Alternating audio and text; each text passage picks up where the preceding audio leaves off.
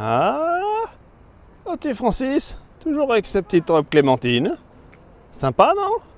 Bah alors mon cochon, voilà, c'est sur cette magnifique vue de Tbilissi derrière moi, au son des cigales, comme tu l'entends. Ça c'est bien, ça rappelle un petit peu la France, tu sais, moi mon vieux, je suis né du côté de... Enfin je suis pas né, mais j'ai grandi, on va dire, j'ai passé une grande partie de mon adolescence du côté de la Drôme provençale, l'Ardèche, tu vois, même le Grand Lyonnais, on va dire. Et les cigales, bah c'est sympa. Alors les cigales, tu les entends plus quand tu passes le côté Drôme provençale, l'Ardèche, mais voilà, ça me rappelle mon enfance, mon vieux, tu sais, quand j'étais encore prépubère, que je sortais mon sexe, et que, voilà, j'avais des petites gouttes qui sortaient du gland, mais c'était pas grand chose. Bon, on n'est pas là pour parler de mon gland, mon vieux, c'était juste pour faire une introduction qui passe bien et qui certainement voilà, a dû te plaire parce que vu que t'es un énorme pervers, voilà, j'essaie de t'accrocher avec ça parce qu'il y a que ça qui te parle, le gland. D'ailleurs, il y a un mec l'autre fois, il m'a dit ouais, je me désabonne, tu parles toujours de gland. Mais le gland, c'est la vie, espèce d'abruti. Tu serais même pas né si ton père avait pas un gland. Donc le gland, c'est la vie, j'en parlerai encore et encore de ton gland, mon vieux. Donc même si ça te plaît pas, bah tu te tires, tu vas voir Squeezie ou des chiens qui pètent ou des chats qui font du vélo, mon vieux. Sur YouTube, tu sais, t'as du choix, tu fais ce que tu veux. Mais en tout cas, je continuerai à parler de gland. Je continuerai à parler de mon gland et de ton gland, parce que nos glands, unis ensemble, sont plus forts. Bon mon vieux, c'est pas le sujet, là je suis dans la vieille ville de Tbilissi, regarde, c'est vachement sympa, je te fais des petits spots comme ça, parce que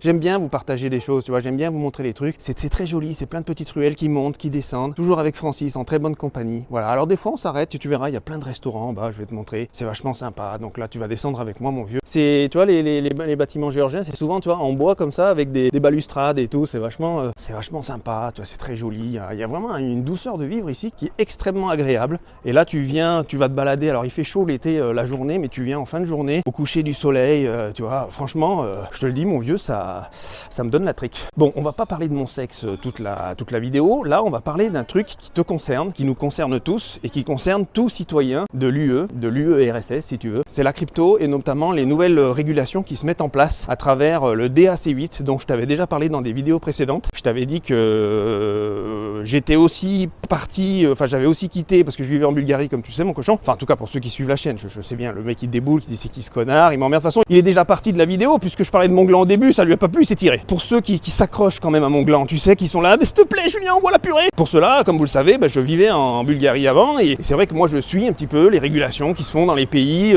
dans les institutions, etc. et notamment au sein de l'UE parce que c'était important de savoir ce qui t'attend et à quelle sauce tu vas être mangé. Je sentais, quoi, comme tout le monde, hein, je suis pas Nostradamus, mais on sentait tous qu'en UE ça sent le cul, hein, donc voilà, les dernières années c'était important de se tenir au courant de ce qui se passait et donc il a fallu qu'ils nous en pondent une nouvelle, hein mon vieux. Là ça a été la goutte de trop mon vieux, il a fallu qu'ils nous sortent encore un truc sorti des fagots pour aller essayer de te plumer, encore te contrôler, ils ont le syndrome du contrôle total et donc je t'en avais parlé, je t'avais dit il y a le DAC8 crypto qui arrive et c'est quelque chose de très dangereux pour nos libertés individuelles, pour la liberté de détenir tes actifs à titre privé, etc. et en fait sous couvert de lutte contre l'évasion fiscale bien sûr et contre le terrorisme, parce qu'on sait que t'es un terroriste en puissance, t'es un fumier. Ils veulent savoir tout ce que tu as, tout ce que tu disposes, notamment en crypto, parce que tu sais qu'ils ont été un petit peu dépassés par la crypto ces dernières années. À partir du moment où tu mettais ton pognon dans des exchanges ou dans des clés, tu sais, ils pouvaient pas bien savoir ce qu'il y avait dedans, et ça ils aiment pas. Donc ils ont trouvé une parade, hein. Alors ça a commencé par la loi MiCA. La loi MiCA, c'était le premier tome, en fait, où ils demandaient aux exchanges qui soient dans l'UE ou hors de l'UE, s'ils voulaient servir les citoyens européens, donc le gueux moyen, tu vois, toi et moi, quand moi j'y étais aussi, j'en faisais partie,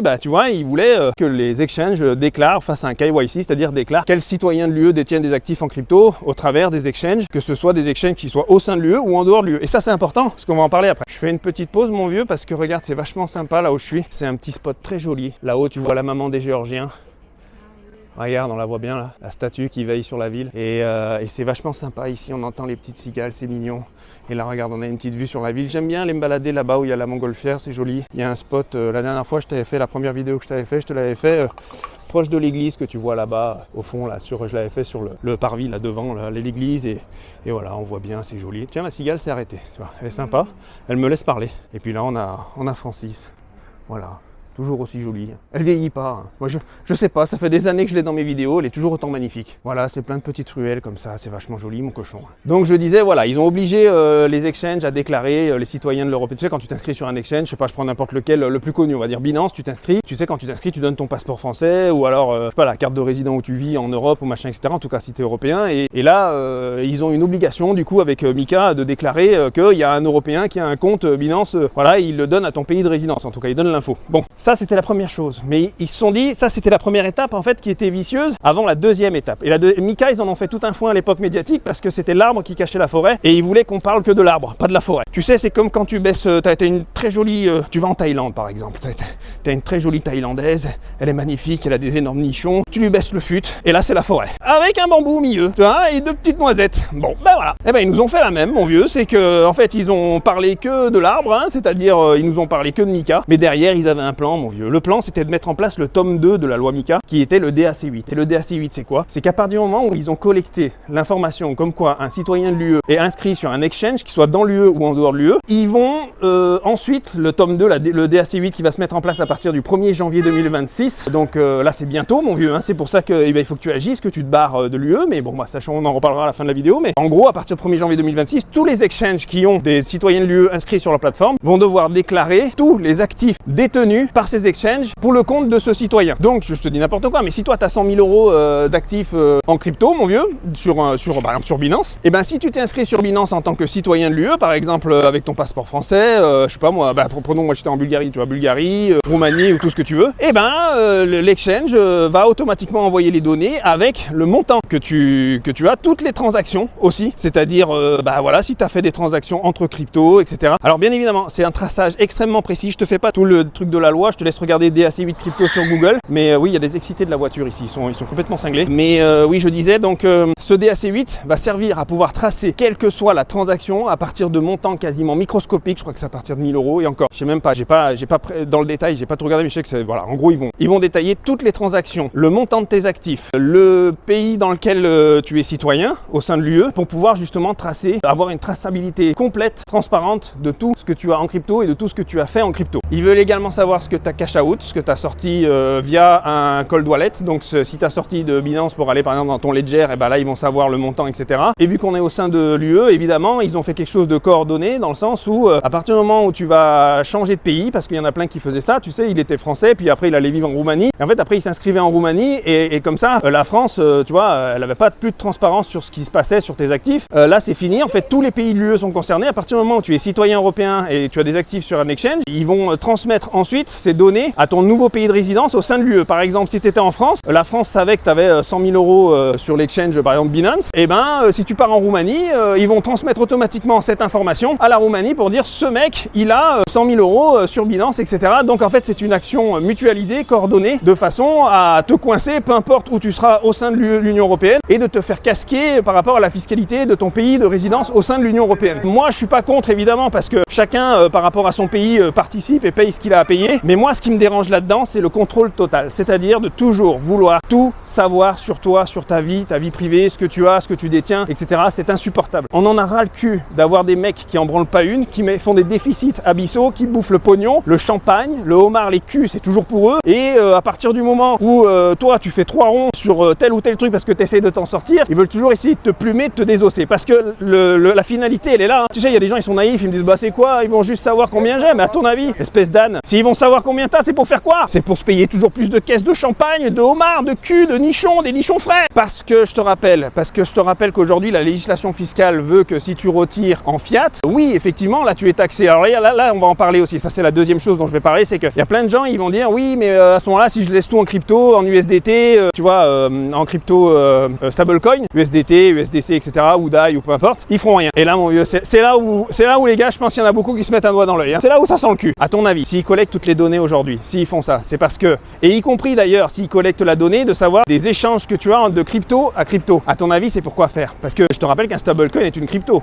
Et hello, salut, ça va? Il est gentil, voilà. Il m'a dit hello, Franz, tu vois, il est content. Qu'est-ce qu'il fait? Il me coupe ma vidéo là. Putain, j'étais à deux doigts de lui foutre un coup de boule. Donc je te disais, un échange par exemple, de Bitcoin à stablecoin, à USDT par exemple, c'est un échange de crypto à crypto. Et dans la loi DAC8, ils veulent savoir tous les échanges de crypto à crypto que tu as fait. Donc tu devrais te poser la question de pourquoi ils veulent savoir ça. Parce qu'à un moment, ils vont dire, bon, c'est bien beau, t'as cash out en USDT, en USDC. Nous, on sait toutes les données, toutes les transactions que tu as fait de crypto à crypto, y compris de Bitcoin par exemple à stablecoin ou de crypto à stablecoin, et ils vont les taxer. Parce que les gars, le plan final, il est là, franchement, faut pas être naïf. Je pense que vous le savez autant que moi. Hein. Je suis pas un génie. Évidemment, il y en a plein qui le sentent. Tu vois, c'est que le plan final, c'est que tous les mecs là qui se planquaient, qui disaient, mais non, mais quand je cash out de Bitcoin à USDT ou USDC, eh ben, hein, j'ai pas sorti, hein, j'ai pas mis en fiat. Mais à ton avis, tu crois qu'ils vont laisser laisser tout ce pognon passer comme ça et dire tu pourras payer tout ce que tu veux. Aujourd'hui, ils font même des cartes et tout. Tu crois que tu vas pouvoir payer en USDT, USDC en Europe comme ça à gogo sans que tu sois jamais taxé? C'est de l'utopie ça. Mais c'est juste que jusqu'ici, ils n'avaient pas les données. Jusqu'ici, ils n'avaient pas collecté toutes les données qui permettaient de savoir qu'est-ce que tu sortais en USDC, USDT, qu'est-ce que tu planquais en fait. Mais à partir du moment où la loi DAC8 va être appliquée,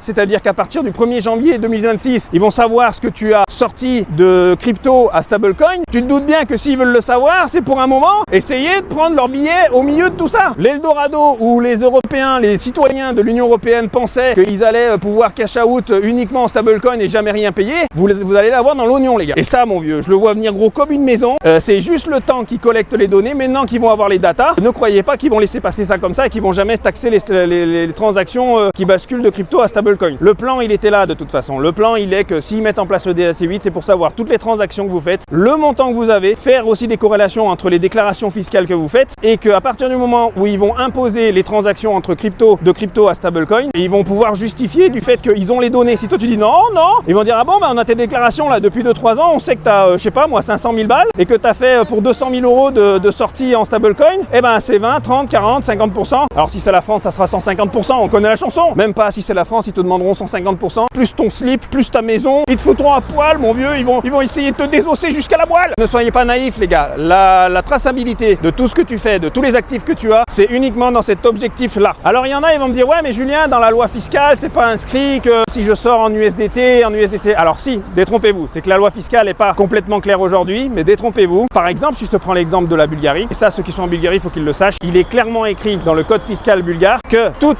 plus-value qui est faite de crypto à crypto doit être taxée. Tu entends ce que je te dis?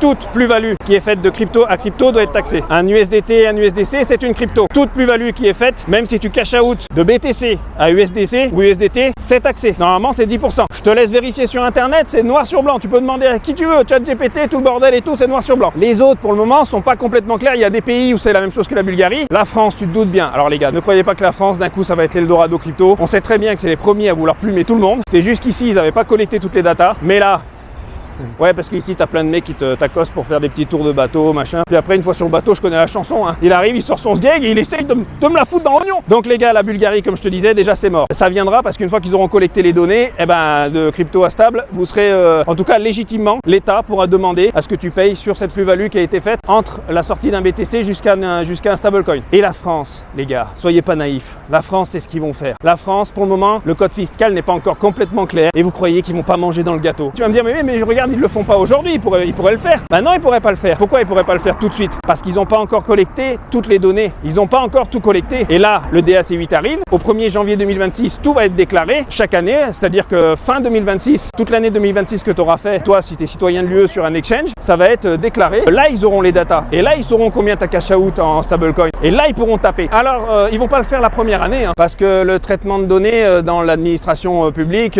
fiscale, tu sais, ça prend du temps. Le temps qu'ils trient tout ça, qu'ils mettent en place les outils pour avoir des automatisations de traitement de données, etc. Ça va mettre un peu de temps, mais je pense qu'ils taperont dedans d'ici 2 à 3 ans, avant 2030, et ils remonteront jusqu'au 1er janvier 2026. Et tu diras, mais moi j'ai rien fait, j'ai juste cash out en stablecoin. Ils diront, bah oui, mais là on a toutes les données, on taxe sur les transactions de crypto à stablecoin, c'est 30%, nul n'est censé ignorer la loi, mon cul sur la commode, tu connais la chanson, et là c'est la tondeuse qui arrive, mon vieux, razzia, t'as le cul à l'air, tu finis au Pôle emploi, ta femme se tire parce que t'es un clodo, en plus t'as un micro-pénis, t'es foutu mon vieux. Qu'est-ce qu'il te reste à faire? Tu vas au supermarché du coin, tu te prends un litron de whisky, tu te mines la gueule et tu finis SDF. Parce que c'est ça qui t'attend en France mon cochon si tu m'écoutes pas dans cette vidéo. Tu sais, j'avais vu Jacques Brel qui avait dit une phrase qui m'avait marqué, il avait dit on peut pas pardonner la bêtise intellectuelle, le manque de curiosité. Il a raison, parce qu'en fait c'est à nous en tant qu'entrepreneurs, investisseurs, etc. de savoir où on met les pieds et ce qui nous pend au nez. Parce que ne croyez pas que les États sont vos amis et ne croyez pas qu'ils vont laisser passer, faut vraiment être bête pour croire qu'ils vont laisser passer un gâteau tel que des sorties d'argent entre crypto à stablecoin comme ça. Il va y avoir des millions et des milliards, il y a déjà des millions et des milliards, mais à partir du moment où ils auront collecté toutes les données, ils vont taper dedans, mais comme des cochons. Comme je dis souvent, pour qu'il y ait des bourreaux, il faut qu'il y ait des victimes. Si tu as envie de te mettre en victime, regarder des conneries sur internet qui t'amènent rien, qui te permettent pas de comprendre le monde et le système dans lequel tu es, tu te feras baiser par ce système. Par contre, si tu es un petit peu malin, tu fouines et tu prends des portes de sortie, œil monté sur rotule, là t'es bon mon vieux. Agile, flexible, mobile, je te l'ai toujours dit. Bon, de toute façon, hein, on a compris, tu sais, je pense que la plupart vous avez compris que l'État il est pas là pour votre bien, les gars, il est là juste pour vous plumer, vous raqueter, donc ils vont forcément manger dans le gâteau à partir du moment où ils auront collecté toutes les données, c'est évident. Il va y avoir une razzia d'ici 2030, il y en a, ils vont déchanter là. Tu vas me dire, Julien, oui, mais bon, voilà, on a compris, mais comment on fait la solution? Eh ben, la solution, mon cochon, il n'y en a pas 50 000, c'est ce que j'ai fait moi. J'ai quitté l'UE, mon vieux, je me suis tiré. Et vu que j'ai toujours eu un écosystème agile, flexible autour de moi, il y en a qui me demandaient, oui, mais Julien, comment tu fais? Tu déplaces ta société. Mais à partir du moment où tu as créé tes sociétés à l'international, tu as juste à prendre ta valise, tu te tires, tu dis, moi, il faut voir les pays comme des offres de services. D'ailleurs, j'en ferai une vidéo plus complète là-dessus, mais il faut bien comprendre que les nouveaux riches en liberté de demain, ça va être les mecs qui jouent sur les quatre coins du monde au niveau de leurs actifs et qui ont une liberté totale et de pouvoir mettre en concurrence les États entre les uns et les autres comme des offres de services. Il faut voir les États comme des offres de services. C'est-à-dire tu vas dans le pays, tu dis qu'est-ce que tu as à m'offrir? Ah ouais, mais toi c'est 40% d'impôts? Bah non, je vais aller chez le voisin, etc. Bien évidemment, il faut toujours faire les choses légalement et donc ça implique, et la solution, on n'a pas 15 000 les gars qui essayent de se planquer de machin, de trucs et de rester en UE. Vous pouvez mettre vos actifs en dehors de l'UE. Par exemple, j'en parlais dans la vidéo précédente pour les comptes bancaires, ça tu peux, mais il faut le déclarer à ton pays de résidence pour qu'ils sachent que tu as un compte bancaire, par exemple en Géorgie et tout ça. Ça, tu en es responsable. Mais si tu veux plus être emmerdé avec ça, là, le fait que tu sois toujours obligé de déclarer, t'en as pas ras le cul de ça, mon cochon, de te faire tondre sans cesse et de devoir toujours te soumettre à toutes leurs conneries de règles. Encore, on aurait beaucoup de liberté économique, business, on serait moins taxé, etc. Je comprendrais. Mais t'en as pas marre d'être toujours la vache à lait. Et ben si t'en as vraiment plein le cul, il faut faire qu'une seule chose dans la vie parce que toute liberté implique un sacrifice. Il va falloir que tu portes tes couilles et que tu te tires. Si le DRC8 c'est quelque chose que tu trouves insupportable, que ce soit cette intrusion dans ta liberté économique, privée, le système de contrôle qu'il veut mettre en place, notamment d'échange de données entre les pays de résidence, c'est-à-dire qu'à partir du moment, même si tu vivais en France, en Bulgarie, en Roumanie, tout sera transmis, etc. Ils auront un contrôle total sur tout ce que tu fais, toutes tes transactions, y compris sur quand tu vois le piège dans lequel tout le monde va tomber, c'est le cash out en stablecoin, ça, tout le monde va tomber là-dedans, ils vont les taxer. D'ailleurs, comme je t'ai dit, il y a des lois déjà qui sont prévues, comme la Bulgarie et d'autres pays où c'est déjà inscrit dans le code fiscal. Si tu veux pas de ça dans ta vie, mon vieux, eh ben c'est simple, tu prends tes couilles, tu prends ta valise et tu te tires, tu quittes l'UE, peu importe le pays, choisis ce que tu veux. Moi, j'aime bien aujourd'hui, je vais vivre que dans des pays, qui me permettent d'avoir une liberté totale. Les pays qui ont une liberté économique énorme. T'as des pays, alors t'as pas que la Géorgie, la Géorgie c'est sympa, mais les gars, vous pouvez aller en Amérique du Sud, vous avez l'Uruguay, vous avez le Paraguay, vous avez le Panama, vous avez la Thaïlande là qui a mis un régime fiscal sur les cryptos qui est vachement intéressant, qui va se mettre en place. Vous avez la Malaisie, vous avez, t'as le choix. Pourquoi tu t'emmerdes? Pourquoi tu t'emmerdes? Je te parle là, tu m'entends? Bon, mon cochon, je monte en pression, c'est pas bon. Donc je te disais, la solution, elle implique simplement un petit sacrifice. Après, si t'aimes bien, si par exemple t'es quelqu'un qui aime se faire lustrer la rondelle, si ton fion, mon vieux, il est déjà élargi depuis des années et que t'as l'habitude de te prendre des poutrelles de chantier, ça c'est pas grave, tu restes en UE, je t'ai déjà dit, il y a tout ce qu'il faut en UE, vous avez des belles choses, il y a la Gay Pride, il y a le mois des fiertés, vous avez... c'est tout, voilà. Mais bon, bref, c'est sympa quand même, hein. Ce qui est bien, c'est que si tu veux ouvrir une usine de poppers, là, je pense que t'auras pas mal de commandes. Ton usine va cartonner, mon cochon, mais à part ça, tu feras pas grand chose en UE. Donc, comme je te dis, voilà, il va falloir que tu prennes ton courage à deux mains, tu te tires, tu vas mettre tes actifs en dehors de l'UE, et si possible, physiquement, et notamment pour la crypto, tu vas pas avoir bien le choix, il va falloir que tu quittes l'UE. Il va falloir que tu ailles t'installer dans un autre pays, et ensuite, il faut que tu inscrives ta nouvelle adresse de résidence. Et là, l'exchange en question, lui, si tu es en dehors de l'UE, il transmettra pas les données à l'UE parce que forcément, tu n'es plus résident de l'UE et donc ils n'ont pas à transmettre les données. Parce que je te signale que les autres pays, il n'y a que l'UE qui a mis ça en place. Les autres pays, dans le monde entier, ils n'en sont pas à ce niveau de communisme qui est en train de se mettre en place en URSS, mon vieux. Et dernière petite précision, parce qu'il y en a qui pourraient penser ça pourrait porter à confusion. Il y en a qui peuvent penser que si tu t'inscris sur un exchange qui est en dehors de l'UE, pas mal d'exchanges qui sont en dehors de l'UE, ils ont juste des licences. Il ne peut pas de toute façon officier via un citoyen de l'UE s'il n'a pas cette licence européenne. Donc forcément, il va collecter tes données. Si tu es un résident de l'UE, tu t'es inscrit comme résident de l'UE dans cet exchange, qu'il soit dans l'UE ou en dehors, peu importe, il va collecter tes données et il va les transmettre à ton pays de résidence en Union européenne. Et ensuite, l'européenne se fera passer les infos, peu importe dans quel pays tu vadrouilleras en UE en croyant que ça y est, tu vas pouvoir t'échapper ou je sais pas quoi, ou faire jouer les fiscalités entre elles, faire noyer le poisson. Parce qu'il y en a certains, ils font ça aussi, ils pensent qu'en allant dans un autre pays de l'UE, ils vont noyer le poisson, tu vois. Est-ce que t'as compris, mon cochon, que t'es cuit? Est-ce que t'as compris que t'es foutu, putain? Bon, il n'y avait pas que ça qui a fait que je me suis tiré en Géorgie, mais ça me pétait les couilles. Qu'on le veuille ou non, la Géorgie aujourd'hui, même si elle a des petites accointances avec, la Russie, machin, etc. Apparemment, à ce que dirait l'UE, ça c'est, voilà, moi je me mêle pas de tout ça. Tu as une liberté ici, d'ailleurs, on vous fait croire dans les médias là qu'on vit sous le goulag, mais les gars, t'es 1000 fois plus libre de tout. C'est indéniable dans ta liberté économique. On parlait des comptes bancaires dans une de mes dernières vidéos, mais t'as jamais eu autant de facilité pour ouvrir un compte bancaire que quand tu sors de l'UE, notamment, comme je te disais, pas dans des gros pays. Si tu vas dans des pays, la Géorgie, si on prend l'exemple, tu vas payer pour pas un rond en plus, parce que faut savoir que l'UE, ils vous font croire que c'est le monde merveilleux de Mickey, mais les gars, en plus, vous avez l'inflation sur le cul. Quand tu viens en dehors de l'UE, bah, notamment si tu vas dans les pays d'Amérique du Sud, je pense notamment pour ceux qui sont au Paraguay, hein, qui est une bonne option aussi, ben voilà, et le coût de la vie, il est excellent.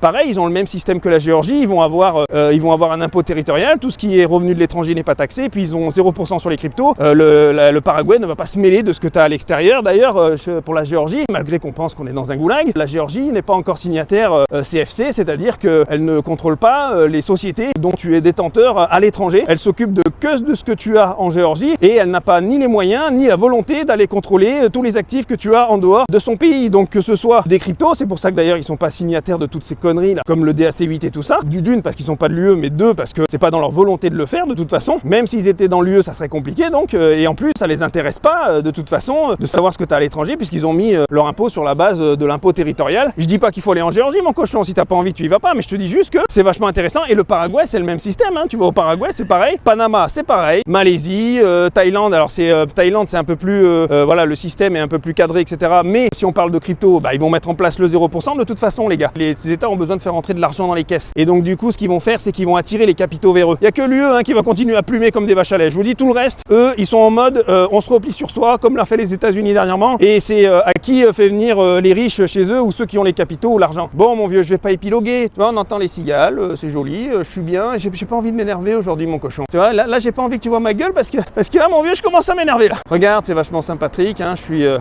la nuit va tomber, la nuit est très jolie à Tbilissi, c'est magnifique, ils ont plein de lumière, la ville est extrêmement bien animée. Voilà, en fait, si tu as envie de t'installer dans n'importe quel pays en dehors de l'UE, tu as des bons choix. Tu n'as jamais tout ce que tu veux dans un pays, mais tu as des bons choix quand même pour vivre une vie paisible sur tous les continents du monde. Il faut que tu arbitres entre tous ces pays en fonction des offres et des services qu'ils peuvent t'offrir. Voilà, et je vais te laisser sur cette magnifique vue et Francis avec sa petite robe clémentine. Comme tu le sais, un coup elle nous fait la petite robe clémentine, un coup elle nous fait le citron, un coup elle nous fait l'aubergine, et bientôt elle nous fera le radis et le salsifis. Mais bon, ça c'est pour une autre. Mais voilà, Francis vous dit à bientôt. Fais-nous un petit coucou, François. Voilà, bientôt en Géorgie, et peut-être un jour dans une autre destination, parce que le monde est à nous, les gars. Comme j'ai toujours dit, mon cochon, 2 slips de chaussettes dans une valise, tu prends tes bagages et tes 2 petites noisettes. Oui, tu les emmènes, même si elles ressemblent à des petits raisins secs, tu les emmènes quand même, mon vieux. T'emmènes ton caleçon à tête de Mickey, je sais, mon vieux, ça tu peux l'emmener. Oui, aussi, mon cochon, t'emmènes ton god ceinture à double tête rotative, mais ça, j'ai pas besoin de le dire, tu sais bien que j'en ai un. D'ailleurs, je te mets le lien Amazon en dessous, si tu veux, t'iras voir. J'ai acheté dernièrement un god ceinture, là, il était vachement sympa, à double tête, tu vois, il fait les 8. Enfin bon, bref, je vais pas rentrer dans le détail, mais bon, si tu veux essayer, ça te permettra de te goder dans le monde entier tranquillement tout en étant libre, mon vieux. Allez, mon cochon, j'arrête les conneries. C'était juste pour te faire cette petite vidéo et vous avertir, les gars, que ça sent le cul. Soyez malins, ne vous faites pas baiser, prenez votre liberté tant qu'elle a encore à prendre. Ah, ciao, bye bye, mon cochon.